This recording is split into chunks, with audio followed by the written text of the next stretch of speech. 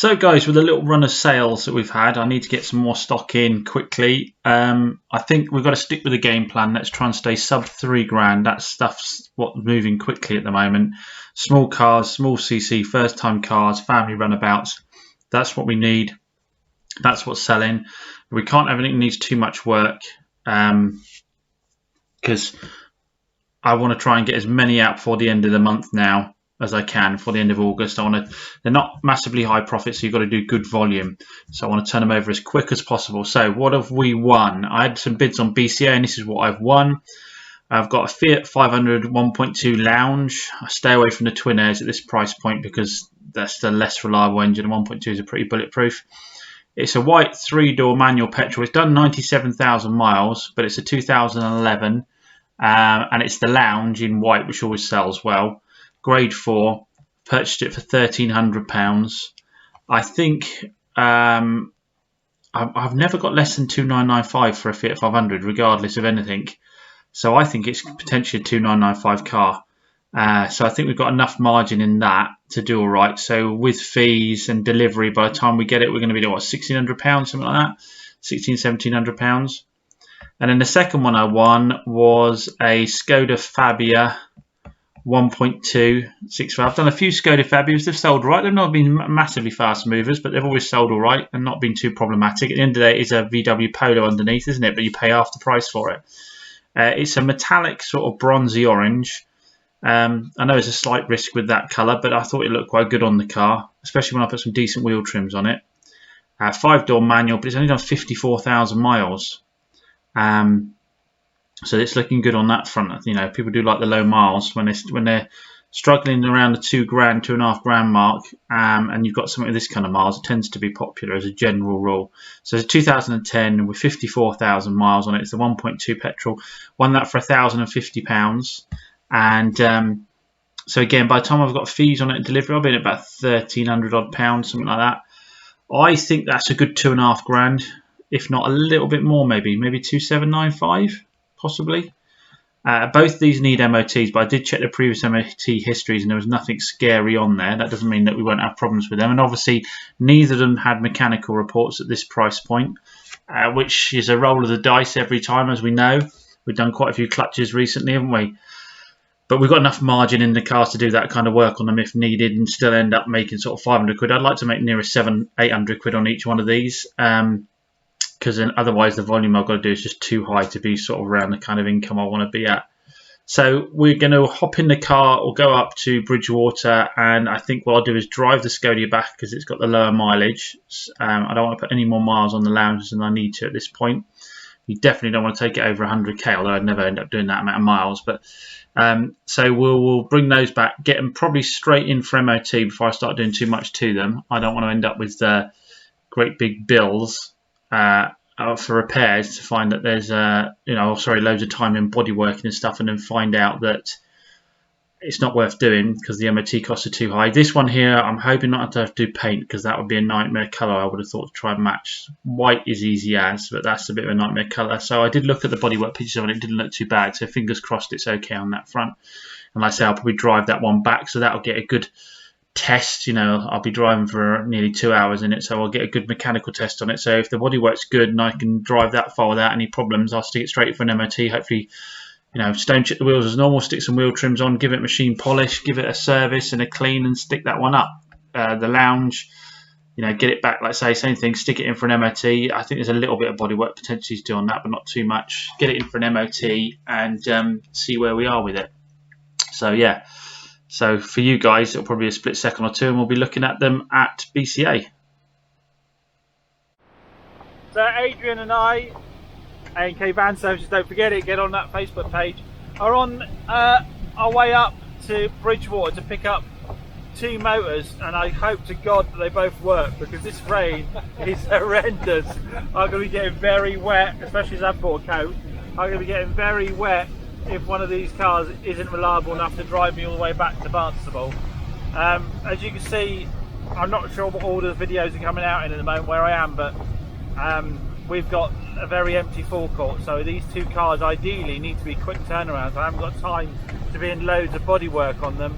I need stuff up for sale now, so we'll get out to Bridgewater and we'll see what we ended up with. Got the envelopes. We're here at BCA Bridgewater again. Shout out to BCA Bridgewater. It's just the easiest place to get cars from. They are so slick here. It's so laid back. No waiting around. So yeah, big well done to the Bridgewater crew. Big difference to the other places. Anyway, so let's go and see what we've got hold of. They both feel nice and heavy. We haven't looked for them yet, but they feel nice and heavy. So I'm hoping we've got lots of service history. So first up, we got a 2011 500. First thing we knew about was the crack in the bottom of the bumper there. That's easy fixed. So we'll do a bit of paintwork on the bumper. Rest of the bodywork is looking okay. Headlights need a good polish up, but all the trim's where it should be. A little bit of stone chip there we can touch in. Rest of the bodywork's alright. Looks like it might be a slightly different white there, but again, nothing to worry about on a car of this age. Tyres wise, they're getting close. It might need some tyres. I think it's definitely going to need front tyres. Yeah, it's got enough on the back, it's going to need front tyres. A quick look inside. The checker trim always suffers quite badly. I've got my boys to clean that up. They're brilliant at cleaning that up. But there's no tears and holes in it, so that should all polish up nicely. Got lots of paperwork here. I don't know what we've got. Is that a service history book? No, road aside. I think that's going to be in the other envelope. We'll have a look for them a bit later. Interior trim looks all right. Just quickly check under the bonnet before we start it up. Traffic on the road is a nightmare. It's going to be a nightmare journey back. I think I'm going to drive the Skoda back because this has got more miles on it. I think all these 500s I do, I'd know where the bonnet release was, wouldn't you? Tidy enough under here. Let's get the bonnet stay up. Coolant's always really hard to see in these. I'm thinking it's a little bit low. I can't quite tell. It's hard to see without a light on those, but I'm not going to drive this one back, I don't think. Oil's all there, but a bit dirty. It's going to get a service anyway. So let's just check it starts up and then we'll get it loaded up. Oh, 97,000 miles on this one. Slightly higher end of things, but in a certain way, and if it doesn't work, turn then it off. The radio works.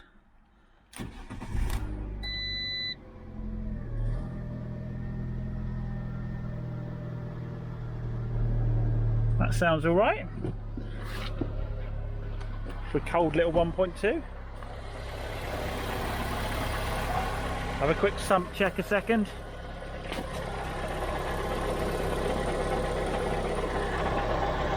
Can't quite see it, but no doubt it'll be crusty. Might be one of the jobs on the list. Sticker test. This has never had a cam belt, I don't think. The sticker's stuck firm over that bolt there. I don't think this has had a cam belt. Those don't stick back down again. Once you take them off, they don't stick back down again. Very easily anyway. So I might be wrong. We'll check the history on that side of things. But definitely, if we can't find any history of a cam belt, we're going to have to do one at 97,000 miles.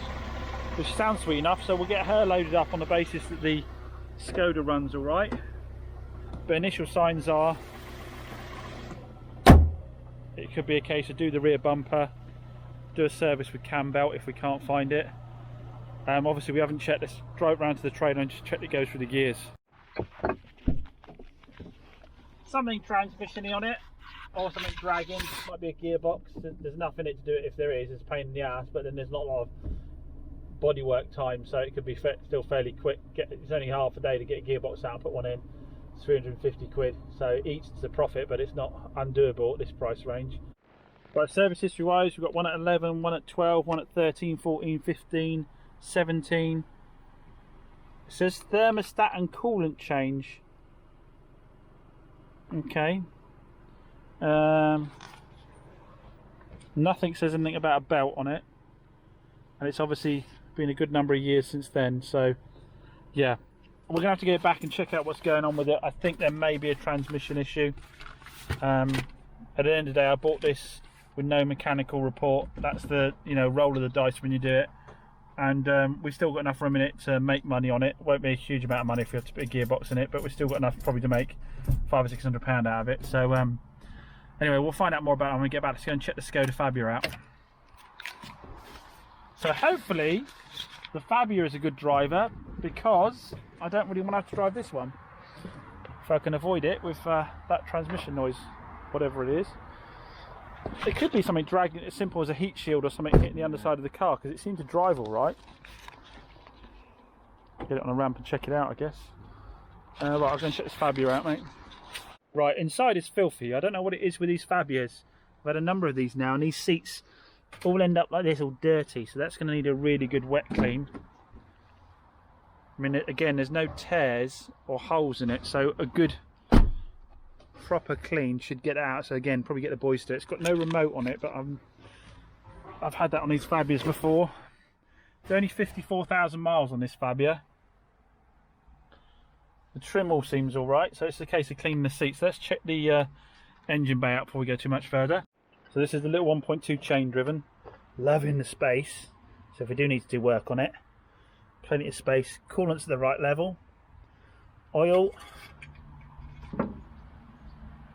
could be overfilled, which could be a sign of something ominous, or it could just be someone's not very good at filling up oil. Yeah, slightly overfilled. Isn't a horrendous colour. Don't know about service history on this one, we need to check that out. So as far as oil and coolant is okay, I'm happy. We've got a leak here.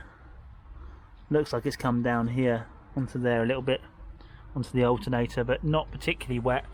Nothing on the main seal side of things, so that looks all right. Let's start her up.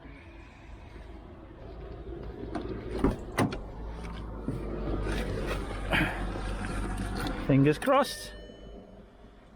So it needs a service.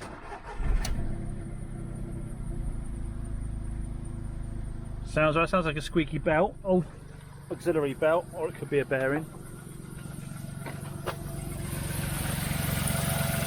Yeah, definitely got a squeal from the belt there.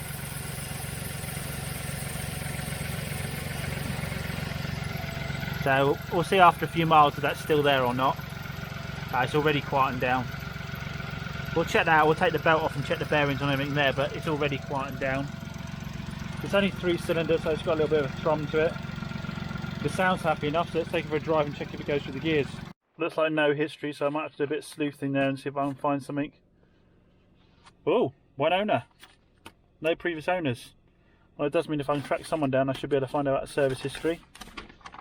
Perhaps the garage that's supplying garage might be able to help me with that, as it's not changed owners. The supplying garage might well be on number plates, so we'll double check that. Got another key here. Right, let's check how the drive is. Oh, not got reverse. No, that's reverse.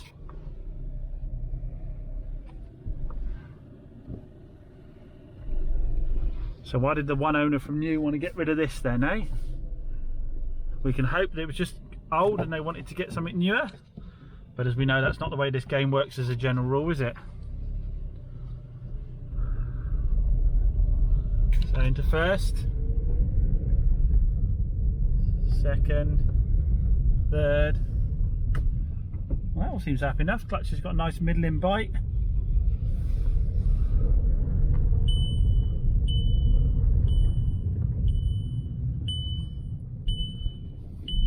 Brakes seem okay.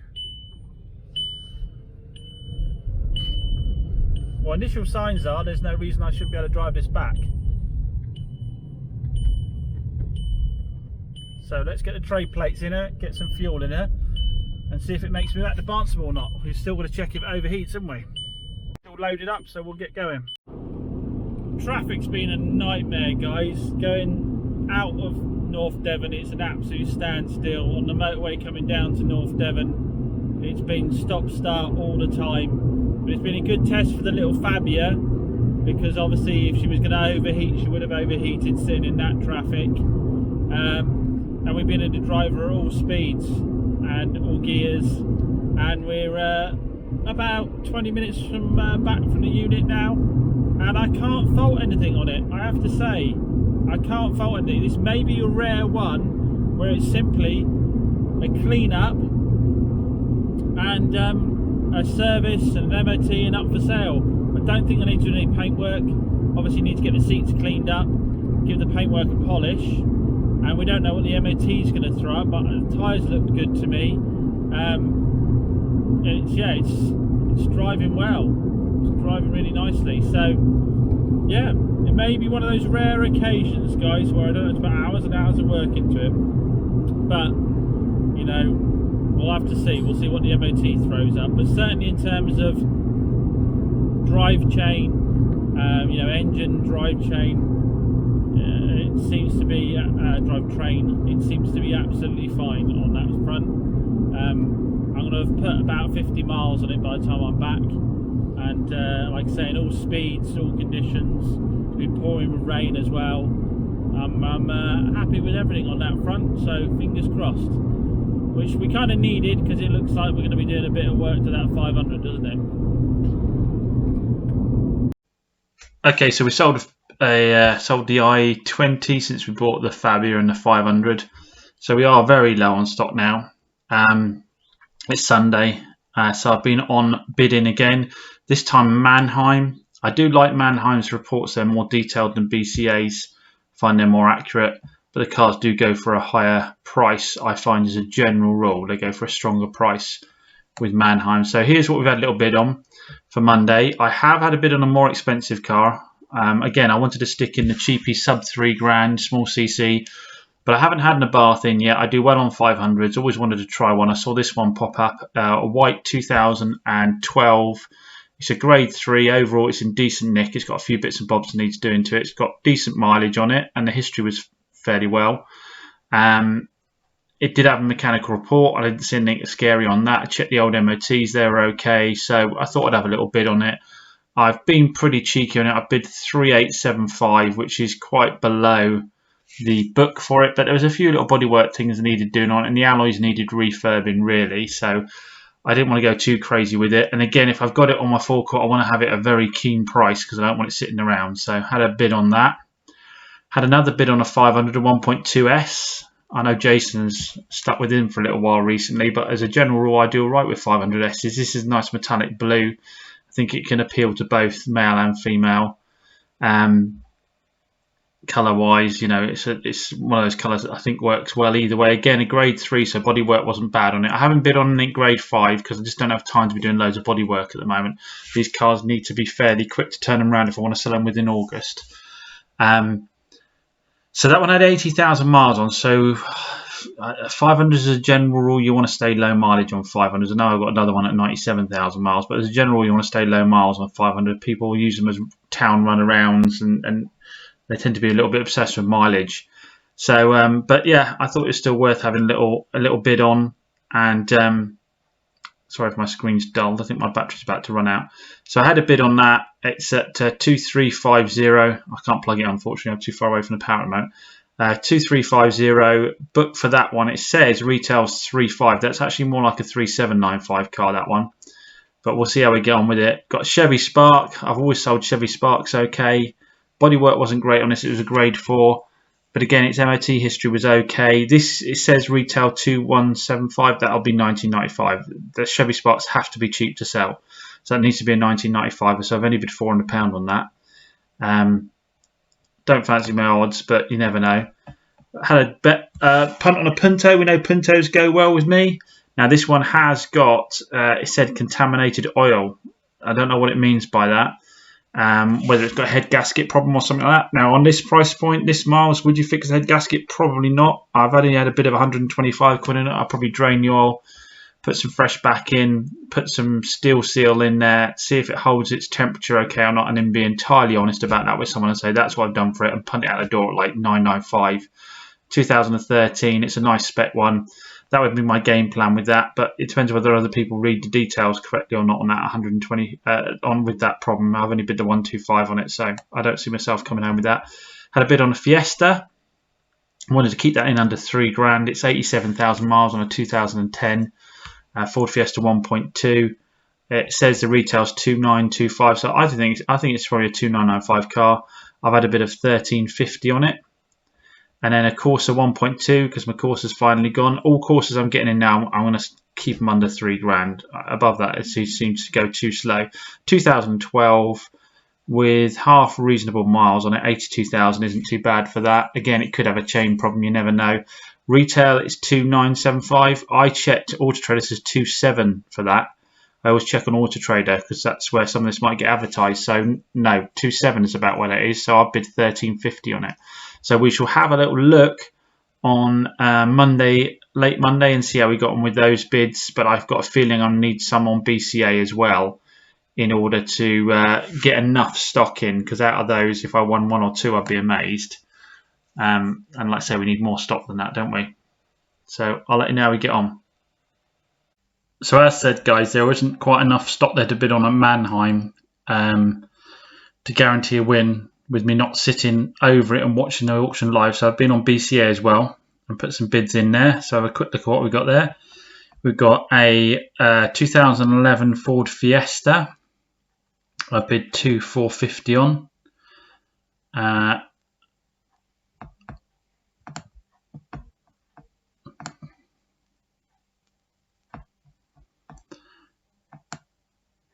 So as said, guys, there isn't quite enough at Mannheim to bid on there to guarantee me any wins unless I sit on them live and probably in an overpay. I've got to just leave the bids and crack on with the work I've got to do on the two cars I've already got in. So it's Sunday night and so I bid on the Mannheim stuff. I'm now bidding on the BCA stuff and have a quick look at what we've got there. This is at Bristol and at Bridgewater these bids are in. So I've got a 64 Ford Ka. It's actually 2015, I think, if I remember rightly. I bid £1,900 on. A Ford Focus is a bit bigger than the cars I normally get, but I do know in this colour, this engine colour combo goes well. It had like 76,000 miles on it, I think, and it was in good condition. So I've had a bid on that, £1,400. It was saying that it booked at quite a low price, but I know that one of these will go for 2,995. I'm pretty confident of that. So I put a bid of 14 on it.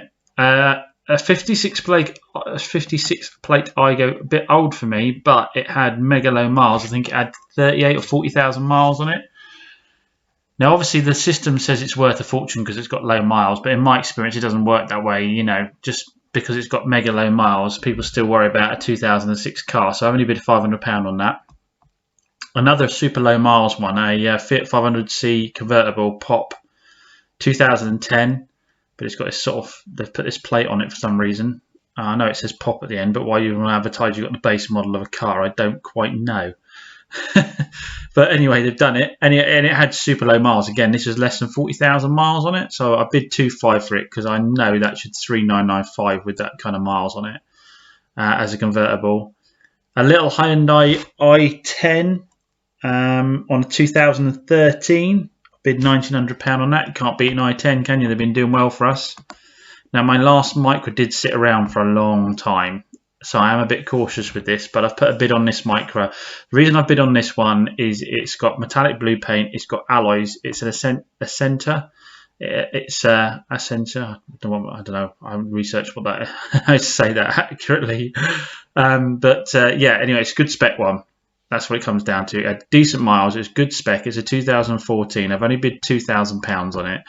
The book says it's worth in the fours. I figure that it should easily be a 3.5k car to move quickly. I don't expect to win it, but yeah, we'll see what happens with it. We've got this little Punto here, 1.4 dynamic. Had 2011. I think this one said it had some issue with it. I can't remember what it was. Anyway, I've only bid £500 on that one. And a little Chevy Spark. The Chevy Spark 2013 was beat up, had needed bumper repairs. I know I said I wasn't getting it, needed repairs, but they look relatively simple repairs. These have sold really well for me, the little Chevy Sparks. I do sell them cheap. A 2013, I think realistically is a £2,500 car max. I've sold 2012s at £2,000. They've got to be cheap to go to give people an alternative choice when they're in that sort of bracket up to £2,000. When they're looking at everything that's like 2008 and they see something this much newer, then sometimes that sort of is enough to bag them. So yeah, so I've had a bid on that as well. I've only put £500 into it, so I've got a number of bids in there, and obviously with Mannheim as well, hitting the wrong button, and with Mannheim as well, obviously my bids are all below what Book is saying the trade is for them, so my odds of winning any are fairly low, but if I do win them, I'll be winning them at the right price. So we'll see how we get on. Again, probably going to be on the next video, guys. I've been struggling to get content out to you at any decent speed because I've been waiting a bit too long, generating too much content. It takes too long to edit and put together. I'm better off doing shorter videos more often because it's a bit easier on the editing side of things. So it'll probably be Monday. We'll do another recording and check how we got on with those bids. I did bid on some salvage stuff. I'll have a quick look at that 1 second, actually. Okay, so it is Sunday night. I bid on these before I went for Sunday dinner, and it looks like I've already won one. So we'll go through what I bid on today. I bid on a 2010 Mazda 2 on a Cat N. I bid £560 on that because it just needed a front wing and I think a lower wishbone or something. And they've been selling well. It was that nice purple, so I bid £560 but didn't win that. But I have won this 2011 Hyundai i10 for £450. Let's have a quick look and remind myself what the damage was on that.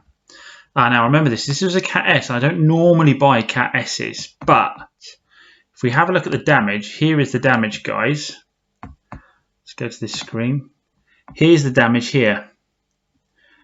Now the reason I think it's Cat S is one of two reasons. Either that has pushed the inner wing, so there's your wing, and what the wing fits to has been pushed in, and it's classed as a Cat S, which you would because it's an inner panel, or that has done something to the suspension underneath, or both, of course.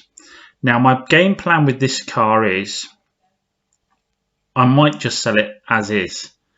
If I photograph this and advertise this and it's got and put an MOT on it and don't do the fixes and sell it, well, sorry, just sell it as a salvage car. Again, just sell it onto somebody else as a salvage car and just say put £200 or £300 on it and just sell it straight onto somebody else. So, I mean, what would this be retail-wise? I think, let's have a quick look at what the miles were again. Have a quick look around the rest of it. I'm jumping all over the place here. Sorry, apologies, guys. Let's go back to have a look at it. Right, let's go back to where I was. So the rest of the bodywork, if we have a look at that, it all looks straight. It's just that bit on that front wing. The rest of it looks really good. So it's just that front wing. So it's done 106,000 miles. If I was retailing it as a 2011 with 106 on it, it'd probably be 2195, 2295. But I could have a look at selling this as it is for someone to actually go ahead and do the work themselves. We're going to need to have a look at it when it comes in and see it. I mean, I know people say Cat S structural damage, it's scary, but at the end of the day, I think you're going to find that that is purely a case of where the inner wing fixes to the outer wing, it's been pushed in a bit. That's not going to be the deciding factor in whether you're safe in an accident or not. That can easily be pulled back out again, lined up. For an insurance company, I think the correct fix would be strip all this off, drill all the spot welds out and weld a new inner wing in, and then put the outer wing back over the top again. But we could take the headlight out, take the wing off, take the bumper off and pull it straight again and put it on there. It might even be, it could be bent such a tiny amount. If you look at the amount of denting there, to me it looks like if there is a nick to the inner wing, it's incredibly minor. But remember, an insurance company has to put it back as new, so they would have to have a new inner wing welded in. The headlight looks okay. Now there's a risk the bonnet may be up because it's been having something done to it, jump started or whatever, or it could be there's more damage underneath than we know. But to me it looks quite straightforward. Prang on the wing there, and it's hit the wheel and damaged the wheel as well, but we're not really going to know till we get it. So it may be something we just, like I say, sell on as a project, just put a couple £100 on it, and sell on as is. It could be 995, something like that, and just say it's a cat car, go away and do your repairs, or we fix it up. And to be honest, I don't think I need to majorly discount it much over and above one that is non-cap when we get to this price point, but let's say 1,500 quid. Let's say we have it out the door at 1,500 quid for someone. But again, it's been a while since I bought a salvage car, so we're gonna have to get it in and have a little look at it and see what the score is. Should we have a quick look at what it is with fees? We're in it for 597.60. By the time I've got it delivered back up to me, 750 quid, something like that. So we could 995 it and just make money selling it on as a project to somebody. Or we could do the fix and maybe try and, if we do the fix, I'd probably want to try and 1995 it, to be honest. But obviously keep photos of the damage and show how minor it was in the first place. But I wouldn't want to do all that work. I mean, hopefully we shouldn't need to put any parts into it, but again, we're not going to really know till we come. The last car I bought was that red Ford K on a 2013. That cat car was the last one we did. I haven't done one in a while. Like I said, I didn't want any major projects, but we'll get this picked up as soon as possible and we'll see what it looks like. But yeah, I think now we've got enough content for this video. I think the next thing is have a pop in and see where we get with the wins off of the bids on the normal stuff at Mannheim and BCA, and then we'll get this car delivered, and then we'll have a look at this together as well. So as always, big thanks for watching, guys. Make sure you put your comments in down below. I do try and reply to all of the comments. If you enjoyed the video, please do give it a thumbs up. It really helps my channel. It encourages the algorithm to suggest it to other people. So if you have enjoyed the video, please do give it a thumbs up. And if you aren't subscribed, please consider doing so, because again, majorly helps the channel. So many thanks as always, and I'll be back very soon and update you with how we got on with all those bids.